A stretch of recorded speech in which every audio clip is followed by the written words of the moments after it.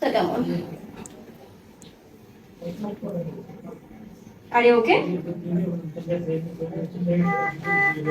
Ma'am, ওনাকে তো release দেওয়া হচ্ছে, ওনাকে এখনো চেকআপ, ওনাকে ছাড়া হয়নি।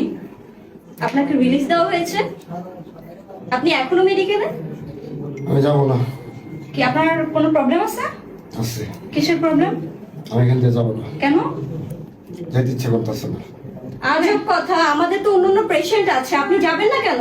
আমি যাবো না, কেন আমি টাকা দিয়ে থাকতেছি না, আমি ফ্রিতে থাকতেছি। আপনার টাকা দেওয়ার জন্য না তো, আপনি এখানে তো সুস্থ শুধু তো? পেশেন্ট থাকবে, আপনি তো থাকতে পারবেন না, আপনি তো সুস্থ হয়ে গিয়েছেন, কারণটা কি সেটা বলেন। কারণ আমি বুঝেন না।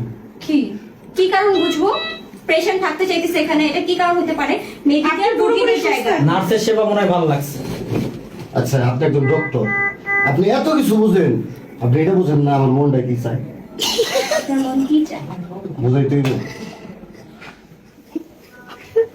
বুঝলাম না। পেশেন্ট এখানে আসে ট্রিটমেন্ট করার জন্য, এখানে সে সুস্থ হওয়ার পরে আমি কি ম্যাম, ওনাকে বুঝবো? মনে হয় পাবনাতে পাঠাতে হবে। ব্যাপারটা এমন। উল্টা উল্টা কথা বলবেন না। আপনি যান আপনার কাছে, এটা কি সত্য আছে একটা কথা, যাইতে পারি একটাই সত্য, আমি একা যাবো না। কাকে নিয়ে যাবে না?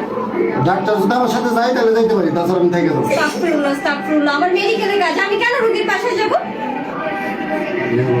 একটা বছর যে সেবা দিছে, হ্যাঁ, আমার বউ আমার এরকম সেবা দিতে পারেনি।